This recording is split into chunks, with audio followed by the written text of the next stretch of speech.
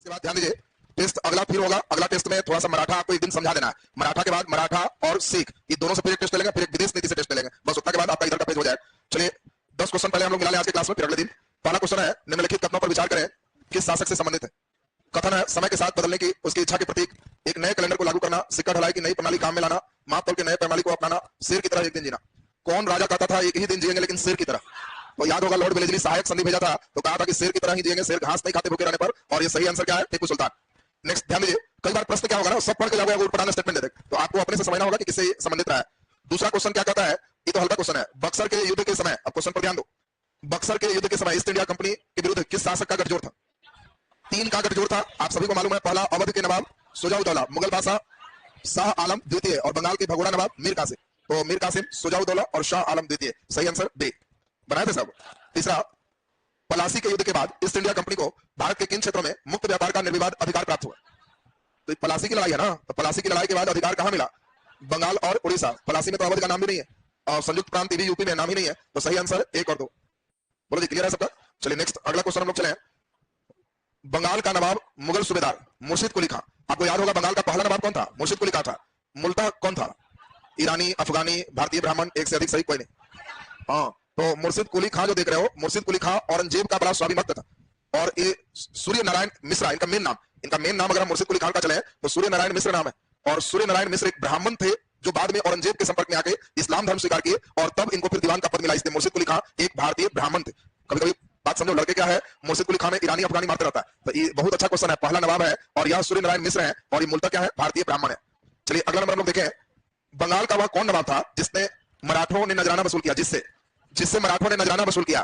तो अंतिम नवाब जो देख रहे हो, सिराजुद्दौला के नाना जो है, उड़ीसा के क्षेत्र पे बार बार मराठा का हमला होता था, और वो कौन हो गए? अलीवर्दी खां। अलीवर्दी खां मराठा को नजराना देते थे। तो सही आंसर आपका अलीवर्दी खां, सी। चलिए छठा नंबर प्रश्न हम लोग चले। नेक्स्ट क्वेश्चन आपका क्या है, किसके काल में ब्लैक होल की दुर्घटना हुई? अब देखो कितना शानदार क्वेश्चन दे दिया। ब्लैक होल घटना याद होगा, नवाब कौन था? सिराजुद्दौला। इधर अंग्रेज का सेनापति कौन था? हॉलवेल ने जिक्र किया था, तो हॉलवेल या सिराजुद्दौला। मीर जाफर अभी तो नवाब बना ही नहीं है, मीर कासिम है ही नहीं, अलीवर्दी खान नहीं है, इनमें से कोई नहीं। अब जो लड़का ब्लैक होल पढ़े थे, सही किया है साहब, बहुत बढ़िया। नेक्स्ट क्वेश्चन, कौन सुमेलित नहीं है? बोलो, दुर्लभ राय, जगत सेठ, मोहम्मद रजा खां और सिताब राय। हाँ, सिताब राय बंगाल के दीवान नहीं है, रजा खां भी बिहार के दीवान नहीं है, और जगत सेठ जल्दी बताओ। जगत सेठ मुर्शिदाबाद में बैंकर है, सेठ भी नहीं है, ध्यान दीजिए, बैंकर है। और दुर्लभ राय ये सही है, तो सही आंसर 3-4। जगत सेठ मुर्शिदाबाद का सेठ चलेगा, बैंकर है वो। सही आंसर बी। नेक्स्ट अगला क्वेश्चन, बक्सर के युद्ध का मुख्य कारण क्या था? बक्सर की लड़ाई का मेन कारण क्या था? तो आपको मालूम है, बक्सर की लड़ाई ईस्ट इंडिया कंपनी द्वारा वाणिज्यिक अधिकार का दुरुपयोग, ये भी सही है। फिर हम लोग पढ़ेंगे मीर कासिम द्वारा पलासी की लड़ाई का हार का बदला लेना, कोई बदला लेने का नेचर है नहीं। अंग्रेजों को बंगाल से बाहर निकालने के लिए नवाब की योजना बनाना, ये भी नहीं है। कारण बक्सर का ही कारण नहीं है, बक्सर का कारण क्या है? वाणिज्यिक अधिकार का दुरुपयोग। सही आंसर क्या होगा? ए। अगला नंबर हम लोग चले, किन चीजों का निर्यात ईस्ट इंडिया कंपनी भारत में करती थी? निर्यात है तो भारत से करती थी, निर्यात में नहीं होता, से होता है। आयात रहता तो भारत में होता, तो भारत से निर्यात करती थी। बोलो क्या क्या? सूती कपड़ा का निर्यात था कि नहीं? जल्दी बोलो। था। चलो, नील यहां से बेचते ही थे, कच्चा रेशम बेचते ही थे, कॉफी समय नहीं बेचते थे। 1 2 3 सही आंसर ए। अगला नंबर हम लोग नेक्स्ट चले, सूची 1 और 2 को सुमेलित करें। बोलो, डच, गोवा, पांडिचेरी, हुगली, चिंसुरा। डच का क्या होगा? चिंसुरा। अंग्रेज का क्या होगा? हुगली। 4 3। बोलो, पुर्तगाल का गोवा और फ्रांस का पांडिचेरी। तो बताओ 1 2 4 3 1 2 क्या नंबर है? सी। तो सही आंसर सी। तो आज हम 10 क्वेश्चन मिलाए, अगले दिन 20 पे चलेंगे, आज आगे क्लास को कंटिन्यू करें। तो ये बताओ 10 में 10 कौन ला रहा? रिजल्ट भी बना हुआ होगा तुम लोग का, तो रिजल्ट भी है ना। अच्छा 10 में 9 बना रहा है, 9 वाले कई लड़के 8। वाह, तब तो सही है, तब तो तुम लोग बहुत बढ़िया कर रहा है। तो इसमें खैर सुन लीजिए, ध्यान दीजिए, टेस्ट आपका ये टॉपिक वाइज है, और आपको पहले भी बताया है कि टेस्ट जो हो रहा है, यह टेस्ट आपको खुश करने के लिए नहीं हो रहा। जितना पढ़ाए हैं उसके बाद एक एज ए सप्लीमेंट कि उतना ठीक करके इसके द्वारा और उसमें वृद्धि करना। तो इसके लिए हम पहले ही से मान के चल रहे हैं कि 10 क्वेश्चन आपको एकदम नया मिलना ही मिलना है। 10 क्वेश्चन हल्का लेवल हाई रहे और 10 आसान रह सकता है। हमको लगता है 10 को आसान नहीं होगा इसमें, क्योंकि सबसेट जो किया हुआ टीचर को बोले हुआ है, हम जान के सेट नहीं करते, हम ही करेंगे तो बीच बीच में माया मोह लगने लगेगा। ये वाला कि नहीं तो पढ़ाए कि नहीं पढ़ाए, अगला से करवाएंगे तो उसको कोई माया मोह है नहीं। आपका जो परीक्षा टेस्ट लेगा, क्वेश्चन सेट करेगा, थोड़ी माया मोह में रहेगा। तो इसीलिए खाली टॉपिक बता के और टाइट कर देते हैं कि हैवी लेवल का दीजिए, एकदम जितना भारी दे सकते हैं। तो इससे हमको लगता है कि नहीं चलिए कुछ सीखेगा सब कोई। तो सुन लें, अगला जो टेस्ट है फिर से आप तैयार रहिएगा। अब टेस्ट सिर्फ 2 से है, मराठा और सिख। हम समझते हैं कि मराठा और सिख से इसमें 30 क्वेश्चन देने पर अगर तो तुम लोग बढ़िया करो। तो सिख पूरा पढ़ाया हुआ, कितने सिख? 2 सिख 2 ही ना हुआ, मराठा 3 अच्छा तो 3 हुआ। बाकी मराठा में पेशवा उसवा सब की कहानी। अच्छा तुमको मालूम है मराठा का पहला पेशवा कौन था? हाँ बोलिए।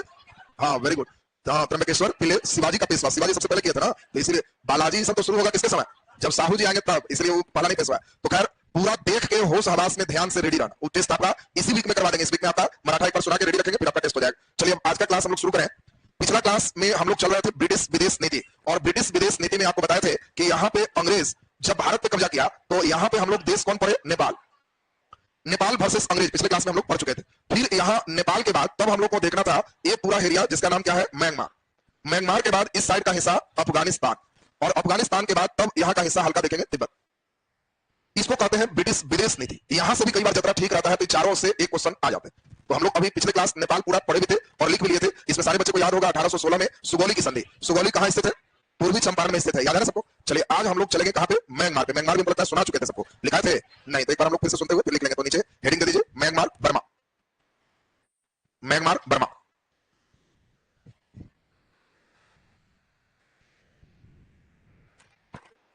चलिए ध्यान दीजिए, सभी को अब ध्यान से समझना है। पिछले क्लास में हम लोग देखे कि अंग्रेज जब इन हिस्सों में अधिकार पूरे कर लिए थे तो यहीं पर एक क्षेत्र है, देश है जिसका नाम क्या है? म्यांमार।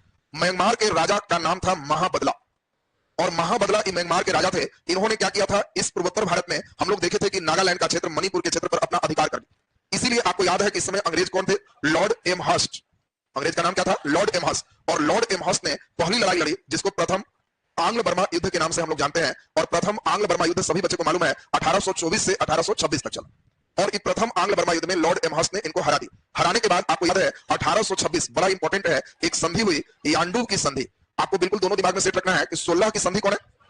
सुगौली की संधि। 16 की संधि कौन है? सुगौली की संधि। और 26 में यान्डू की संधि। यान्डू की संधि के द्वारा महाबदला पर करोड़ों रुपया का युद्ध हर्जाना सौंपा गया। और न केवल यह बल्कि पश्चिमी क्षेत्र, इसका नाम क्या था? अराकान क्षेत्र। इस अराकान क्षेत्र पर अंग्रेजों का अधिकार हो।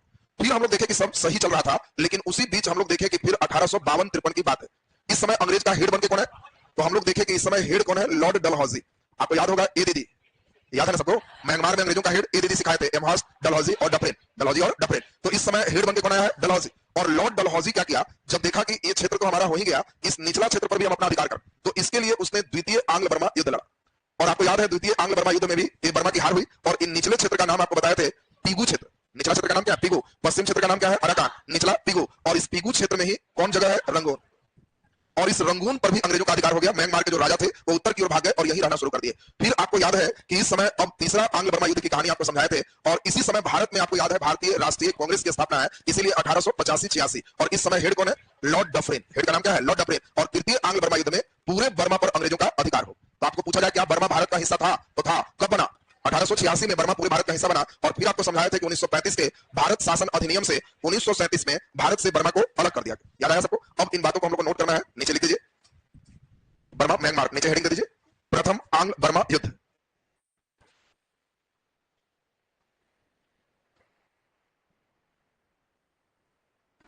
प्रथम आंग्ल बर्मा युद्ध।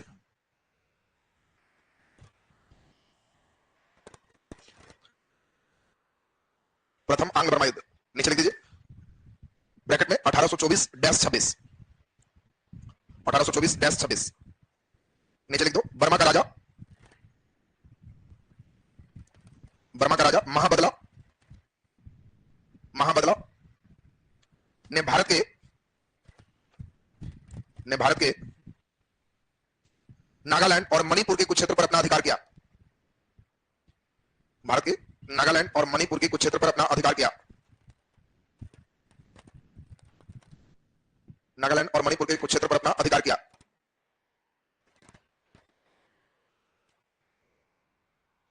कुछ क्षेत्र पर अपना अधिकार किया। नीचे डैश लिख दीजिए ब्रिटिश गवर्नर लॉर्ड एमहर्स्ट था। ब्रिटिश गवर्नर लॉर्ड एमहर्स्ट था। लॉर्ड एमहर्स्ट था।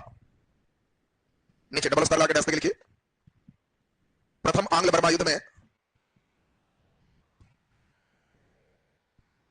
प्रथम आंग्ल बर्मा युद्ध में, आंग्ल बर्मा युद्ध में बर्मा की हार हुई। बर्मा की हार हुई। उनके साथ 1826 में, उनके साथ 1826 में यान्डू की संधि की गई। 1826 में यान्डू की संधि की गई। यान्डू की संधि की गई। इस संधि के द्वारा, इस संधि के द्वारा बर्मा पर 1 करोड़ का युद्ध हर्जाना सौंपा गया। बर्मा पर 1 करोड़ का युद्ध हर्जाना सौंपा गया।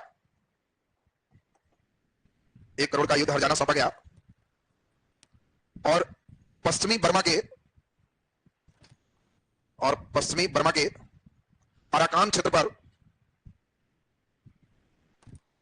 पर अंग्रेजों का अधिकार हुआ। पश्चिमी बर्मा के अराकान क्षेत्र पर अंग्रेजों का अधिकार हुआ।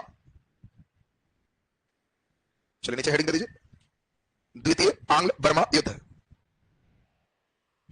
द्वितीय आंग्ल बर्मा युद्ध 1852-53 52-53। नीचे डैश तक लिख दीजिए। बर्मा का राजा थारावादी था। थारावादी इसमें राजा हो जाएगा थीबो। बर्मा का राजा थारावादी था। नीचे डबल स्टार लगा के डैश देंगे। ब्रिटिश गवर्नर लॉर्ड डलहौजी था। नीचे डैश देके लिखिए, इस युद्ध में बर्मा की हार हुई और दक्षिण बर्मा के पीगू क्षेत्र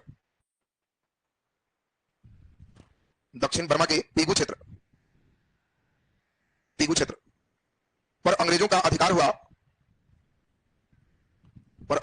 हुआ, जिसमें रंगून का क्षेत्र भी शामिल था।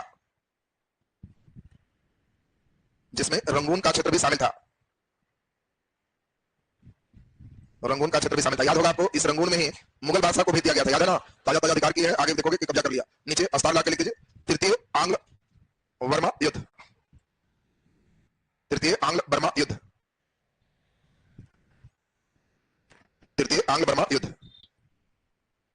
चलिए लिख दीजिए 1885-86।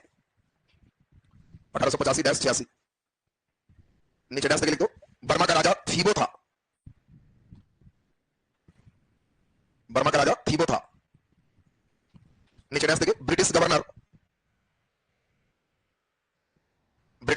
बोलो कौन थे? लॉर्ड डफरिन था।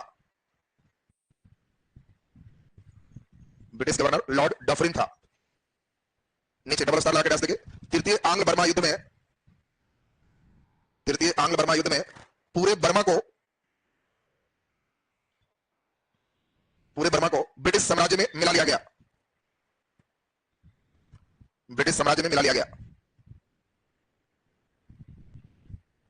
नीचे अस्तार लगा के डैश लिख दीजिए, 1935 के भारत शासन अधिनियम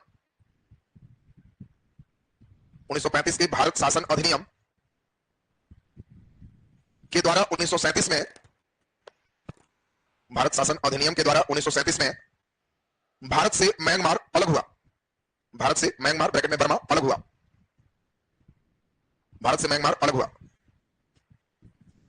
चलिए ध्यान दो, अब हम लोग अगले देश पढ़ेंगे जिसका नाम क्या होगा? अफगानिस्तान। नीचे हेडिंग दे अफगानिस्तान, बस यही मेन देखना है। तिब्बत में तो केवल 2 व्यक्ति का नाम सुनोगे, तिब्बत कंप्लीट हो जाता है। नीचे हेडिंग दीजिए अफगानिस्तान। चलो ध्यान दो, सभी लोग का बोर्ड पर कंप्लीट ध्यान चाहेंगे। देखिए, इस समय भारत के साथ साथ पाकिस्तान भारत का ही हिस्सा है। इस समय आपको मालूम है कि यहां पर जो देश है कौन है? नेपाल के साथ हम लोग देखेंगे कि इसका भी क्षेत्र बढ़ रहा है, बाद में इसके साथ सीमा ठीक हुआ। इस देश का नाम क्या है? बर्मा। यहां पाकिस्तान के बगल में एक देश है अफगानिस्तान। अब देखिए, इस समय सबसे ज्यादा समस्या क्या थी? यूरोप महादेश में सबसे बड़ा देश कौन था? रूस। और इसकी सीमा बढ़ते बढ़ते अफगानिस्तान को टच कर रही थी, यानी रूस भी बड़ा मजबूत था। और बगल में एक देश है इंग्लैंड। यह इंग्लैंड का भारत पर अधिकार। तो इंग्लैंड कभी नहीं चाह रहा है कि हमारे अगल बगल का कोई पड़ोसी रूस के संपर्क में है, क्योंकि इंग्लैंड और रूस में 36 के आंकड़ा। अब बताओ, कोई 2 व्यक्ति अमीर रहे दोनों, और दोनों में 36 के आंकड़ा है, तो कभी नहीं चाहेगा कि मेरा नौकर कभी उसके यहाँ बैठे, क्योंकि वो अमीर है, उठा लेगा, दिमाग चेंज कर देगा, फिर बुद्धि चेंज करेगा, तो फिर लड़ने का ताकत नहीं है, दोनों मजबूत। हाँ, कमजोर है तो नौकर के कहेगा बैठो, कोई दिक्कत नहीं है, कुछ करेगा तो उसको पीटेगा, सही हो जाएगा। तो यहाँ पर तो दोनों ही मजबूत। तो इसीलिए दोनों चाह रहा है कि पड़ोसी रूस चाह रहा है कि इंग्लैंड के प्रभाव में न रहे, और इंग्लैंड चाह रहा है या तो हमको जपो, या दोनों को जपो, या किसी को नहीं जपो, खाली उसको जपा, हमला हो जाएगा। रूस को केवल नहीं जपना है, और ऐसे हम कोशिश करेंगे कि सबसे अच्छा क्या है? केवल इंग्लैंड जप। अगर उसमें तुमको तसल्ली नहीं मिलता है तब दोनों को जब, हमारा भी आदमी रहेगा, इसका भी रहेगा। अगर ये बात बोल दिया कि इंग्लैंड नहीं रहेगा, रूस रहेगा, तो हम समझ लेंगे कि कान फूंक दिया तो हमला होगा तुम। तो अब यही फेर में अफगानिस्तान पड़े। तो अब देखिए, अब अफगानिस्तान की कहानी को अभी हम प्रारंभ कर रहे हैं, बड़ा ध्यान से समझना है। अफगानिस्तान की कहानी से पहले आपको याद है, सतलज नदी की सीमा तक यहां पर एक राजा है, महाराजा रणजीत सिंह। रणजीत सिंह का नाम तो आपने सुना था, सिख साम्राज्य में सुकर चकिया मिल्स, और वहीं से रणजीत सिंह का साम्राज्य यहां फैला हुआ। यहां पे अफगानिस्तान में ईरान से अफगानिस्तान तक अहमद शाह अब्दाली का ही कब्जा। जब मरा तो यहां नया राजा बने जिसका नाम है शाह शुजा। राजा को अफगानिस्तान में अमीर कहा जाता था। तो हम अगर कहेंगे अफगानी अमीर तो समझना कि अफगानिस्तान के राजा कौन बने हैं? शाह सूजा। लेकिन तुमको प्रसंग याद होगा कि शाह सूजा राजा तो बना लेकिन बड़ा आलसी है, और ये क्या किया है, अपना सभी काम दोस्त मोहम्मद से करवाता है। याद है सबको? दोस्त मोहम्मद से करवा रहा है, दोस्त मोहम्मद से ही कह रहा है कि सब चीज आप ही करी, हम राजा हैं, रहेंगे, काम ही करें। तो धीरे धीरे पब्लिक के बीच में पॉपुलर कौन हो गए? दोस्त मोहम्मद। पब्लिक कहा कि न्योता पानी में ही आता है, राजा तो बेकार है, और इसीलिए यही हम लोग का मेन आदमी है, ऐसा आदमी अगर हेड बने तो कहना ही नहीं। और इसीलिए आपको याद है कि दोस्त मोहम्मद अफगानिस्तान में तख्ता पलट कर दिए, स्वयं राजा हो गए, और शाह सूजा डर से रंजीत सिंह के पास भाग। याद है कहानी? अब दोस्त मोहम्मद जब यहां हेड हुआ तो इस समय सबसे बड़ा दिक्कत क्या था कि दोस्त मोहम्मद रूस के संपर्क में आना शुरू कर दिया। अब बताओ, रूस के संपर्क में आएगा तो सबसे तकलीफ किसको लगेगा? अंग्रेज को। अंग्रेज नहीं चाहता है कि हमारा पड़ोसी कोई रूस के संपर्क में आए, और दोस्त मोहम्मद रूस के संपर्क में जब आया तो इस समय अंग्रेज का हेड है ऑकलैंड। ऑकलैंड दिमाग में एकदम हमेशा बैठ जाएगा, जब हम बोलेंगे अफगानिस्तान तो कहना सर अफगानिस्तान में अफीम ज्यादा होता है और नशा वाला चीज हम कभी नहीं खाते हैं, अगर कोई देता है तो ओकाई बनने लगता है। तो जब अफगानिस्तान बोलेंगे तो कहना ओकाई, ऑकलैंड एकदम दिमाग में सेट रहे। इस समय अफगानिस्तान का हेड कौन है? ऑकलैंड। ऑकलैंड देखा कि दोस्त मोहम्मद रूस के संपर्क में आ रहा है तो ऑकलैंड को इतना ताकत नहीं था कि जाकर वहां लड़ लेता। तो 3 आदमी का एक 1838 में गुट बनाता है, त्रिगुट, कि अगर तीनों का गुट रहेगा तो जीत जाएगा। और इस त्रिगुट में अंग्रेज की तरफ से कौन है? ऑकलैंड। पंजाब के राजा कौन है? रंजीत सिंह। और अफगानिस्तान के कौन है? शाह सूजा। तीनों मिल जाते हैं, और जब तीनों मिल गए तो लड़ाई होगा, और इसी लड़ाई का नाम है प्रथम आंग्ल अफगान युद्ध। अब देखिए, पहली बार अफगान में अंग्रेज को मौका मिला है लड़ने का, यह 1839 से 42 तक प्रथम आंग्ल अफगान युद्ध होता है। इस समय युद्ध का स्थिति समझ रहे हो, रंजीत सिंह स्वयं शामिल। रंजीत सिंह अपने ताकतवर थे, काबुल सब खींच ले। तो इसीलिए इसी में आपको याद होगा कि रंजीत सिंह को खुश करने के लिए शाह सूजा ने कोहिनूर हीरा गिफ्ट किया था, याद आया सबको? अब यहां से तीनों मिलकर के जब हमला किए तो इसमें दोस्त मोहम्मद मारा गया। अब तीनों मिल गया तो दोस्त मोहम्मद कहां टिके? दोस्त मोहम्मद मारा गया, और अफगानिस्तान का हेड किसको बना दिया गया? शाह सूजा। तो देखिए, अंग्रेज जबरदस्ती शाह सूजा को हेड बना दी। अब शाह सूजा हेड बन गया तो अंग्रेजी सेना जो गई थी वापस हो गई। चलिए बहुत बढ़िया, एकदम अफगानिस्तान में कम से कम अपना आदमी रहेगा, मेरा ना सही रूस का भी नहीं। ये तो दोस्त मोहम्मद को मारने का रीजन रूस था, तो इसीलिए कम से कम इसको हम बनाए तो रूस के पक्ष में नहीं जाएगा, बात की गारंटी। अब बार बार शाह सूजा अंग्रेज के पक्ष में ही रहे। वहां क्या हुआ, दोस्त मोहम्मद के बेटा था अकबर खान। अब पब्लिक माने तब ना राजा है, अब किसी को राजा बना दिया जाए। आज मोदी जी अनाउंस करें कि नीतीश कुमार हटे, राष्ट्रपति शासन हो, पब्लिक मानेगी तब ना। पब्लिक कहेगी कि तो ठीक है चुनाव कराइए, पब्लिक का इच्छा रहेगा नहीं था, अभी तो वोट से ही हटा दे। उस समय पब्लिक ही गोलबंद है कि शाह सूजा क्यों हेड बना, इससे बढ़िया तो दोस्त मोहम्मद। अब अंग्रेज आके क्यों मारा? अफगानिस्तान के लोग पूरे अकबर खान इसी के बेटा के नेतृत्व में हेड बने, और इसको हेड बनाते हुए 1842 में हमला करके शाह सूजा को ही मार। अब देखिए, अंग्रेज जिसको हेड बनाया उसको पब्लिक ही मार। अब वहां पे नया हेड बोलो कौन बन गया? अकबर खान। अंग्रेज केवल अकबर खान से इतने कहा कि मार दिया, अच्छा ठीक है, रूस तरफ नहीं ना, तो नहीं, तो कहा ठीक है तो तुम ही हेड बनो, हमको कोई दिक्कत नहीं। कारण ये पहला आंग्ल अफगान युद्ध में अंग्रेज का खर्च बहुत ज्यादा था। अफगानिस्तान को साधारण मत समझना, ये पहाड़ का क्षेत्र का देश है, यहाँ पर्वत पठार इतना ज्यादा है कि इसी में छिप छिप के लोग रहते हैं। हथियार उसी समय से इतना ज्यादा रखते थे कि हर आदमी हथियार रखे हुए। अब यहाँ पे खेती के नाम पर सिर्फ अफीम की खेती, चावल गेहूं बहुत कम होते। तो अंग्रेज देखा कि ऐसा जगह कब्जा करना ही बेकार है, खाली हमारे पक्ष में रहे मिला के रखे, और उसमें भी इतना खर्चा किए, परिणाम क्या हुआ? जिसको हेड बनाया उसी को सब मार दिया। अब पब्लिक मार दिया तो फिर हमला करना पड़ेगा। भारत से पाकिस्तान और फिर अफगानिस्तान कितना खर्च करे, जाने दो, इसको खाली संतुष्ट कर लेते हैं। अकबर खान के पूछे, ये भी देखा कि लफड़ा कौन बोलेगा, कहा कि नहीं रूस तरफ नहीं और तुम्हारी तरफ नहीं, न्यूट्रल। कहा कि हाँ तो ठीक, किसी तरफ नहीं, नहीं तो दोनों, नहीं तो मेरे तरफ, खाली उधर हमला। कहा नहीं हम किसी तरफ नहीं, कहा कि तब शांति, कोई दिक्कत नहीं। तो अकबर खान हेड बन गया है। हम लोग पहुंच गए कब? 1842। तो पहले ही बता, प्रथम आंग्ल अफगान युद्ध तो क्लियर है सबका। नीचे लिखा जाए डैश देके, नीचे डैश देके लिख दीजिए, लिखिए अफगानिस्तान के अमीर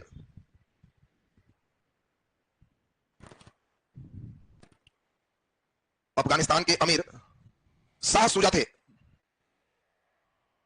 शाह सूजा थे, शाह सूजा थे। नीचे डैश देखिए, दोस्त मोहम्मद के नेतृत्व में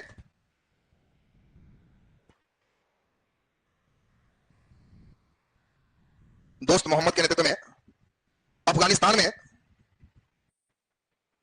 में तख्ता पलट हुआ। तख्ता पलट का मतलब राजा बदल दिए गए। तख्ता पलट हुआ, तख्ता पलट हुआ, और शाह सूजा अफगानिस्तान छोड़कर भाग गए। अफगानिस्तान छोड़कर भाग गए। नीचे डैश लिख दीजिए, नीचे डैश देखिए, दोस्त मोहम्मद अफगानिस्तान के अमीर बने। दोस्त मोहम्मद अफगानिस्तान के अमीर बने, और इनका झुकाव बोलो किसकी तरफ? रूस तरफ अधिक रहा। रूस तरफ अधिक रहा, जो प्रथम आंग्ल अफगान युद्ध का कारण बना। जो प्रथम आंग्ल अफगान युद्ध का कारण बना। आंग्ल अफगान युद्ध का कारण बना। नीचे डैश देखिए, 1838 में 1838 में शाह सुजा पंजाब के महाराजा रंजीत सिंह, पंजाब के महाराजा रंजीत सिंह और अंग्रेजों के बीच त्रिपक्षीय समझौता हुआ। अंग्रेजों के बीच त्रिपक्षीय समझौता हुआ।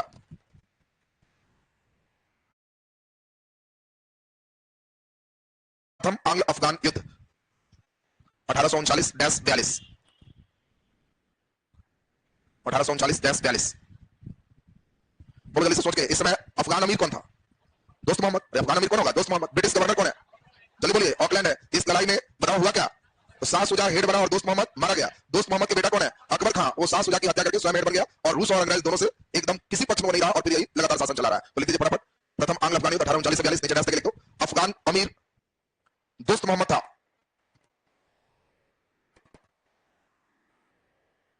अफगान अमीर दोस्त मोहम्मद था। नीचे डैश करके लिख दीजिए। लिखिए शाह सुजा महाराजा रंजीत सिंह और ब्रिटिश तीनों की संयुक्त सेना ने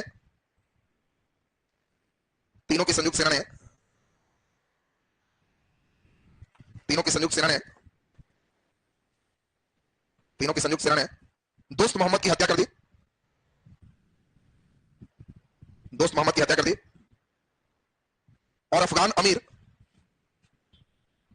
और अफगान अमीर बोलो किसको बनाया? शाह सुजा को बनाया। अफगान अमीर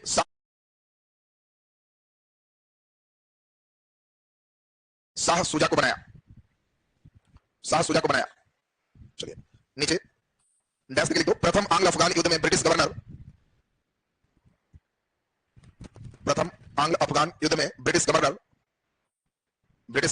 ऑकलैंड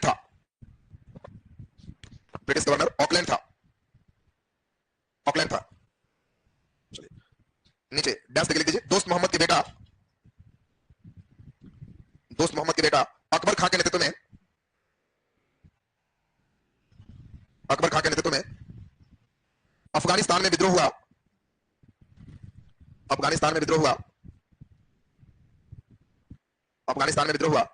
जिसमें शाह सुजा मारा गया।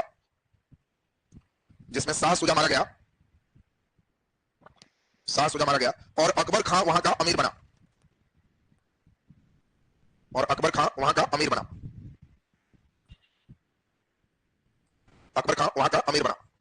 चलिए कहानी का प्रसंग चेंज, ध्यान से समझो। अब नया व्यक्ति बोलो हेड कौन है?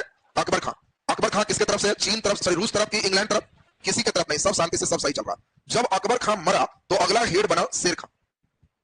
अब शेर खां या इसी का नाम शेर अली भी मिलता है। जब शेर अली हेड बना तो शेर अली ने साफ कहा कि हम ब्रिटिश नहीं मानते, हम किसको मानेंगे? रूस को। और अंग्रेज को तो इसी पर एलर्जी था। जब शेर खां घोषणा किया कि हम ब्रिटिश को नहीं मानते, हमारा झुकाव रूस की तरफ होगा, पड़ोसी रूस है, तो बस फिर शुरू हो गया लड़ाई। इस समय अंग्रेज के हेड थे लॉर्ड लिटन का बड़ा नामी है, दोनों बात ध्यान रखना। 1878 में लॉर्ड लिटन ने वर्नाक्यूलर प्रेस एक्ट लाया था। तुम इंडियन में तुम आगे पढ़ोगे वर्नाक्यूलर प्रेस एक्ट, जिसमें लिटन ने कहा कि क्षेत्रीय भाषाओं में समाचार पत्र निकालने पर रोक होगा, केवल अंग्रेजी में निकालना।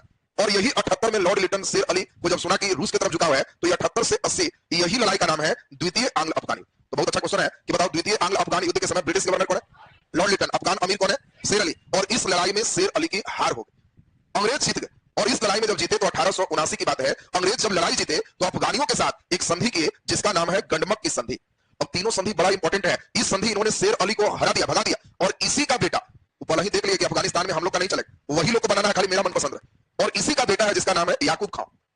तो गंडमक की संधि आपसे पूछा जाएगा किसके साथ किया गया? याकूब खां के साथ किया गया। याकूब खां कौन है? शेर अली का बेटा है। इसी को हेड बना दी। याकूब खां को लग रहा था कि हम हेड नहीं बनेंगे, छोटा बेटा, अंग्रेज उसी को हेड बना दिया। बड़ा प्रसन्न हुआ, कि तुम जो आप कहिएगा तुम वही सब हो। और गंडमक की संधि पहली बार ऐसा रहा कि अफगानिस्तान का विदेश नीति अंग्रेज के हाथ लग गया। विदेश नीति का मतलब देखो, अंग्रेज कह रहा है कि विदेश तुम्हारे यहाँ कौन आएगा कौन जाएगा हम देखेंगे, बाकी तुम लोग देश चला। तो हम अपने विदेश नीति संभालेंगे, तो रूस को हम दूर दूर तक हटा के रखें। और दूसरा, काबुल में ब्रिटिश रेजिडेंट होगा, रूस का रेजिडेंट नहीं रहेगा, ब्रिटिश रेजिडेंट होगा, और ब्रिटिश रेजिडेंट में हमारा एक कमांडर होगा, सेना होगा, और काबुल में रहेगा सिर्फ इसलिए तुमको कोई खबर करना है तो इसको करो, ये हम तक पहुंचा दे। तो देखिए बहुत इंपॉर्टेंट तीनों संधि आपके दिमाग में बैठ जाए। पहला 1816 सुगौली की संधि, नेपाल की सीमा तय हुई। 1826 यांडू की संधि, बर्मा में यांडू की संधि प्रथम की द्वितीय की तृतीय, प्रथम में हुआ, अराकान का क्षेत्र चला गया। और गंडमक की संधि 1879 अफगानिस्तान का विदेश नीति अंग्रेजों के हाथ लगा और काबुल में ब्रिटिश रेजिडेंट रखना स्वीकार किया गया। कब? 1879 लड़ाई यहीं खत्म हो जाना चाहिए था, लेकिन क्या अफगान के लोग जल्दी मान रहे हैं? नहीं। अब हुआ क्या, अंग्रेज तो बड़ा खुश हुआ, याकूब खां भी खुश है, चलो हेड तो बने। अंग्रेज क्या किया, काबुल में ब्रिटिश रेजिडेंट स्थापित किया, वहां अपना एक व्यक्ति को हेड बनाया, केविन गेरी। केविन गेरी कर्नल रैंक का अधिकारी है, उसको काबुल में भेज दिया कि जाओ तुमको कहीं सेना दे रहे हैं रखो, और वहां से यहां हमको आदान प्रदान करते रहो। अब केविन गेरी के नेतृत्व में अफगानिस्तान में अंग्रेज बड़ा प्रसन्न, विदेश नीति भी हाथ लग गया, सब चीज हमारा हो गया, लेकिन अफगान के लोगों ने अचानक ब्रिटिश रेजिडेंट पर हमला 1880 में कर दिया और केविन गेरी की हत्या कर दी। अब ब्रिटिश का जो सबसे हेड है उसी को मार दी। अब जब मार दिया तो अंग्रेज कहा कि याकूब खां को हटाओ, ये ठीक नहीं है, तो मर गया, ये ठीक रहता तो मरता वहां, और इसीलिए नए व्यक्ति को हेड बनाएंगे, और इस प्रकार द्वितीय आंग्ल अफगान युद्ध समाप्त है। तो क्या द्वितीय आंग्ल अफगान युद्ध से क्या लग रहा है, अफगानिस्तान पर कब्जा हुआ? नहीं, केवल विदेश नीति हथियाए हुए, किस संधि से, गणमक की संधि से। क्या अफगान के लोग कबूल कर रहे हैं? नहीं, विद्रोह उसके बाद भी चल रहा है। तो जल्दी से इस बात को हम लोग नोट करेंगे, नीचे लिख दीजिए, नीचे हेडिंग दे दो, द्वितीय आंग्ल अफगान युद्ध, द्वितीय आंग्ल अफगान युद्ध, ब्रैकेट में 1878-80, 1878-80।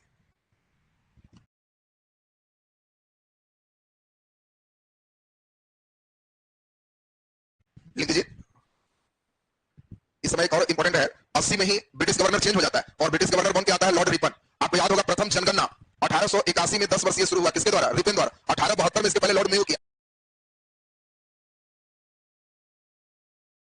तो आपको ध्यान रखना है कि इस समय मेयो के बाद कौन आते हैं? लिटन। मेयो की हत्या भारत में हो जाती, और इसमें आपको ध्यान रखना है कि लिटन के बाद कौन आते हैं? रिपन। अभी खाली नाम सुने रहोगे, फिर गवर्नर, गवर्नर जनरल, वाइसराय चलेंगे, तीन बातों को वहां जोड़ेंगे तो एकदम परमानेंट हो जाएगा। तो अभी ध्यान रखना, द्वितीय आंग्ल अफगान युद्ध में ब्रिटिश गवर्नर दो है, कौन कौन? लिटन और रिपन। रिपन कब है? 80। इसी के समय जनगरी वगैरह प्रॉब्लम फिर सोल्व किया गया। लिटन के समय गणमक की संधि की गई। तो लिख दीजिए नीचे 1878 से नीचे डैश तक लिखो, ब्रिटिश गवर्नर, आंग्ल का मतलब अंग्रेज होता है, अफगानिस्तान में राजा नहीं लिखे, उसी राजा को अमीर कह रहे हैं। चलिए, ब्रिटिश गवर्नर, नीचे डैश तक लिख दीजिए, ब्रिटिश गवर्नर में लॉर्ड लिटन, लॉर्ड लिटन और लॉर्ड रिपन, दोनों भाई, इसमें ध्यान रखना अगर चॉइस में एक से अधिक है तो दोनों सही हो जाएगा। लॉर्ड लिटन और लॉर्ड रिपन। हाँ, पूछे गणमक की संधि के समय कौन था, तो लिटन होगा, ठीक है ना, तो लिटन हो जाएगा। नीचे डैश तक लिख दो, अफगान अमीर, अफगान अमीर शेर अली था, शेर अली था। नीचे डैश तक लिख दीजिए, डैश तक। अंग्रेजों के आक्रमण में, अंग्रेजों के आक्रमण में शेर अली भाग गया,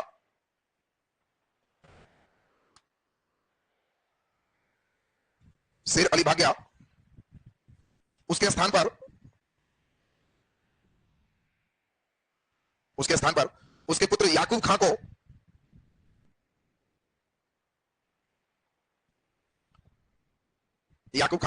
अफगान अमीर बनाया गया, अफगान अमीर बनाया गया।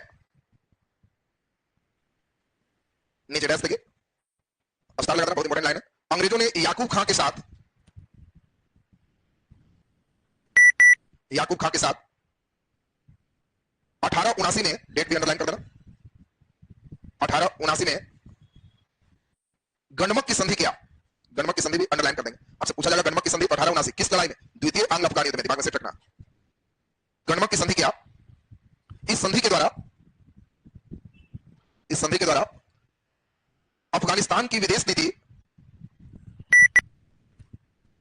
अफगानिस्तान की विदेश नीति अंग्रेजों के अधीन हुए, अंग्रेजों के अधीन हुए, अंग्रेजों के अधीन हुए, और काबुल में ब्रिटिश रेजिडेंट रखना स्वीकार किया गया, और काबुल में ब्रिटिश रेजिडेंट रखना स्वीकार किया गया, ब्रिटिश रेजिडेंट रखना स्वीकार किया गया। नीचे डैश देखिए, ब्रिटिश रेजिडेंट के प्रमुख, ब्रिटिश रेजिडेंट के प्रमुख, ब्रिटिश रेजिडेंट के प्रमुख केविन गेरी को बनाया गया, ब्रिटिश रेजिडेंट के प्रमुख केविन गेरी को बनाया गया, केविन गेरी को बनाया गया। नीचे डैश देखिए, अफगान कट्टरपंथियों ने, अफगान कट्टरपंथियों ने केविन गेरी की हत्या कर दी। पूछा जाएगा किस ब्रिटिश रेजिडेंट की हत्या अफगानिस्तान में हुआ था? आंसर क्या होगा? केविन गेरी। अफगान कट्टरपंथियों ने केविन गेरी की हत्या कर दी, केविन गेरी की हत्या कर दी। चलिए ध्यान दीजिए, पहले ध्यान से समझो, अब कहानी का प्रसंग ध्यान दीजिए। किसके समय केविन गेरी की हत्या हुई? याकूब खां के समय। तो अंग्रेजों ने क्या किया? लॉर्ड, इस समय रिपन आ गए, और रिपन ने क्या किया? याकूब खां को हटा के किसको? अब्दुल रहमान को अफगान का अमीर मतलब राजा बना दी। जब राजा बना दिया जिसका कोई चांस नहीं, तो ये किसका भक्त रहेगा? अंग्रेज का। एकदम अब्दुल रहमान अंग्रेज का पूरे भक्त है, पूरे विदेश नीति जो है अंग्रेजों का ही चल रहा है, और इस जब तक रहा खूब बढ़िया से चला। इसी का बेटा था हबीब उद दौला। हबीब उद दौला ये चूंकि इसी का बेटा है तो ये समझ गया था कि कैसे चलेगा, तो ये भी अंग्रेज का ही भक्त बना रहा और सब चीज सिस्टम सही चल रहा। इसलिए यांडू की संधि से बहुत दिनों तक अफगानिस्तान और अंग्रेज में शांति रही। लेकिन उसी बीच 17 में रूस की क्रांति हो 1917 में रूस की क्रांति हो गई और रूस की क्रांति में नए व्यक्ति हेड बने और उसका नाम क्या था? लेनिन। और लेनिन जब रूस का हेड बना तो इसने रूस को मजबूती प्रदान की। 1918 आते आते लेनिन चार्ज किया अफगानियों कि क्या जी अंग्रेज के अधीन ही रहोगे? पुराना इतिहास देखो, सब कितना वीर बहादुर था और तुम लोग क्या कर रहे? जो कह रहा है चुपचाप मान रहा। और ये कुछ नहीं किया, हबीब उद दौला के ही रिश्तेदारी में दूर के थे अमीन उद दौला। अमीन उद दौला को फुल चार्ज किया और अमीन उद दौला को कहा जितना हथियार चाहिए हम देते हैं, आदमी तैयार करो। और अमीन उद दौला यही 1919 में फॉर्म में आ गया और हबीब उद दौला की हत्या करके स्वयं अमीर बन गया। और इसको एनर्जी कहां से मिल रहा था? रूस से। और अमीन उद दौला कहा कि अब हम समझाते हैं कैसे विदेश नीति चलता है। अंग्रेज समझ क्या रहा। और अमीन उद दौला पहला राजा है जो 1919 में अंग्रेज पर ही हमला कर, अभी तक हमला अंग्रेज कर रहे थे और तीसरा जो लड़ाई है इसमें हमला यही कर रहा है और इसीलिए इसका नाम क्या है? तृतीय आंग्ल अफगान युद्ध। इस युद्ध को शुरुआत कौन किया? अमीन उद दौला। अब तो दो ही चीज है, अमीन उद दौला जब हमला किया तो अंग्रेज ही हार रहे। अंग्रेज को बार बार लग रहा है कि हमको मिलना उलना कुछ है नहीं। इस समय ब्रिटिश गवर्नर कौन है? तो डेट चल रहा है 1919। पॉलिटी में पढ़ा होगा मॉन्टेग्यू चेम्सफोर्ड सुधार अधिनियम। मॉन्टेग्यू भारत सचिव है तो चेम्सफोर्ड हो जाए, इसमें वायसराय कौन होगा? चेम्सफोर्ड। और चेम्सफोर्ड को लग रहा है कि अफगानिस्तान से आए कुछ नहीं, जब से लगे खाली खर्चे हो रहा, तो इसने समझौता कर लिया कि छोड़ो लड़ाई नहीं करेंगे। चाहते क्या? वो कहा कि मेरा विदेश नीति स्वतंत्र है, हम रूस की तरफ झुकेंगे कि आपकी तरफ, दोनों को हमको मनाने में लगी, हमको जिधर इच्छा रहे। अधीन हम नहीं रहेंगे और ब्रिटिश रेजिडेंट काबुल में अगर है तो रूस रेजिडेंट भी काबुल में हो, नहीं तो हम दोनों को भगाएं। जो हम चाहेंगे हम करेंगे, हम एक स्वतंत्र देश रहेंगे, हम किसी के अंतर्गत नहीं रहेंगे। और यही चीज हुआ, अफगान कंप्लीट रूप से स्वतंत्र रहा। तो क्या अफगान अधिकार में था? नहीं, केवल रेजिडेंट था और विदेश नीति अधिकार में थे। तृतीय आंग्ल अफगान युद्ध से वो भी समाप्त हो। तो आपको बर्मा के भी कितने लड़ाई हुए? 3। और अफगान के भी कितने लड़ाई? 3। अब एक टास्क देंगे, टास्क बड़ा इंपॉर्टेंट होगा। जितना लड़ाई है वो सब हम करेंगे, आपको एक चार्ट पेपर पे बना के लाना। अगले दिन देखेंगे कौन मेहनत करके लाया और जो लाएगा उसको पूरा याद चाहिए। मैंने भी नहीं खाली दिखा दिया याद कुछ नहीं, चार्ट पेपर देखे तो उसमें कुछ पूछे तो फटाफट एकदम बता रहता होगा कि हाँ मेहनत बड़ा बढ़िया कर रहा है। उनको यहां तक से फायदा समझ में आएगा, परीक्षा में 3 क्वेश्चन तक निश्चित बने, कितनों घुमाएगा तब भी बनेगा, क्योंकि यहां तक का सेक्शन बड़ा इंपॉर्टेंट हो जाता है। तो चलिए जल्दी से नीचे लिख दीजिए, फटाफट नीचे लिख दीजिए। केवन गिरी की हत्या के बाद, केवन गिरी की हत्या के बाद, केवन गिरी की हत्या के बाद अफगान अमीर याकूब खां को हटाकर, अफगान अमीर याकूब खां को हटाकर, याकूब खां को हटाकर अब्दुल रहमान को अमीर बनाया गया। अब्दुल रहमान को अफगान अमीर बनाया गया। अब्दुल रहमान को अफगान अमीर बनाया गया। नीचे डैश तक लिख दीजिए। अब्दुल रहमान और उसके बाद हबीब उद दौला, अब्दुल रहमान और उसके बाद हबीब उद दौला, दोनों का झुकाव अंग्रेज की ओर बना रहा। दोनों का झुकाव अंग्रेज की ओर बना रहा। नीचे डैश देखिए। 1917 में रूस की क्रांति हुई। 1917 में रूस की क्रांति हुई। रूस की क्रांति हुई। इस क्रांति के बाद अफगान के, इस क्रांति के बाद, इस क्रांति के बाद अफगान के अमीन उल्लाह, अमीन उल्लाह है, अमीन उल्लाह, अफगान के अमीन उल्लाह, अंडरलाइन कर देना, अमीन उल्लाह ने विद्रोह किया। अमीन उल्लाह ने विद्रोह किया और वह अफगान का अमीर बना, और वह अफगान का अमीर बना। चलिए नीचे हेडिंग दे दीजिए, तृतीय आंग्ल अफगान युद्ध। तृतीय आंग्ल अफगान युद्ध, आंग्ल अफगान युद्ध ब्रैकेट में 1919। नीचे लिख दो अफगान अमीर अमीनुल्लाह, अफगान अमीर अमीनुल्लाह, अमीनुल्लाह। नीचे viceroy, British viceroy, British viceroy, बोलो कौन हो गया? Chelmsford, British viceroy Chelmsford, Chelmsford. नीचे डैश तक लिख दीजिए। तृतीय आंग्ल अफगान युद्ध में, तृतीय आंग्ल अफगान युद्ध में, तृतीय आंग्ल अफगान युद्ध में अमीन उल्लाह ने ही, अमीन उल्लाह ने ही, अमीन उल्लाह ने ही अंग्रेजों पर हमला किया, अंग्रेजों पर हमला किया। इस युद्ध में अंग्रेजों की हार हुई, इस युद्ध में अंग्रेजों की हार हुई, अंग्रेजों की हार हुई। और ब्रिटिश विदेश नीति, सॉरी, और अफगान विदेश नीति, और अफगान विदेश नीति स्वतंत्र हुआ, अफगान विदेश नीति स्वतंत्र हुआ। चार्ट बनाना क्या है उस सुनो ठीक से, देखेंगे कितने बच्चे बहुत बढ़िया से बना पाए हैं। अब देखिए इसमें करना क्या है, आपको सबसे पहले चलना है आंग्ल मैसूर, फिर इसके बाद तब आपको चलना है आंग्ल मराठा, तब उसके बाद चलना है आंग्ल सिख, तब इसके बाद आपको चलना है आंग्ल नेपाल, फिर इसके बाद आपको चलना है आंग्ल, बोलिए कहां, बर्मा, और तब आपको चलना है आंग्ल अफगान।